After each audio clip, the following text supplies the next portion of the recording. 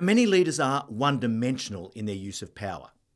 They simply use the type that most suits their personality and that they feel most comfortable with.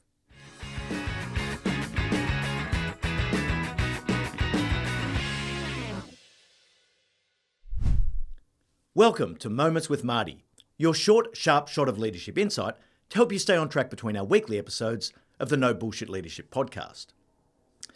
There are lots of ways to get your team to do things, and the type of power you use to get results is all important.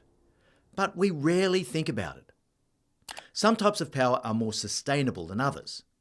So be careful to wield your leadership power deliberately, not just to let it flow subconsciously based on your mood of the day. The accepted wisdom on power dynamics identifies 5 primary types of power. And this is courtesy of research by French and Raven, which is older than me. The first is reward power. This motivates most people, and it's a normal part of any work environment. The second type is coercive power. And this can achieve short-term results, but if you force people to do something they don't want to do, they're going to resent you for it. And they'll usually find a way to get even with you, even though you'll never know how and when they've done it. The third type of power is expert power. And this is grounded in your technical competence and knowledge. You've got to be careful wielding this type of power as a leader. You're not the expert, you lead experts. Then we have legitimate power, which is founded in the authority of your position. It's always there in the background, and that's where it's best left. Finally, we have referent power, the power of influence that rallies people around you. They do what you want because it makes sense. They see the value and they're motivated to perform. Now, many leaders are one-dimensional in their use of power. They simply use the type that most suits their personality and that they feel most comfortable with. For example, a leader with decades of deep experience as a legal practitioner who has never let go of the detail might end up relying mainly on her expert power, and she will disable her team in the process. Or a conflict-averse leader may rely too much on his reward power, trying to bribe and placate his team to do what he wants. This is often punctuated, though, by brief bursts of legitimate power when he has to wave the boss card to get something important delivered. How you use power matters.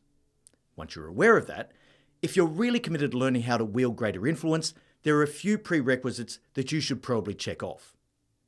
These are valuable in any relationship, but especially when we talk about the collaborative nature of influencing the people that you don't control, but are nonetheless critical to your success. Here are 5 essential actions that you need to take if you want to build the foundations of influence. The first is to build trust. Trust is essential for any relationship, and without it, you have absolutely no chance that one of your peers will risk their own KPIs to help you deliver yours. Establishing trust and reciprocity in the relationship is vital.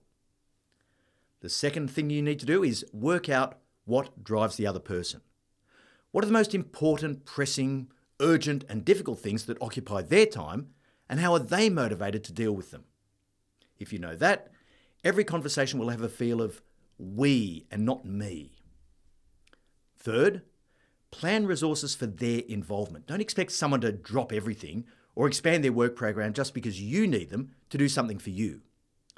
Find a way to help them resource the work so that it's no additional impost on their team. There's no substitute for good planning up front.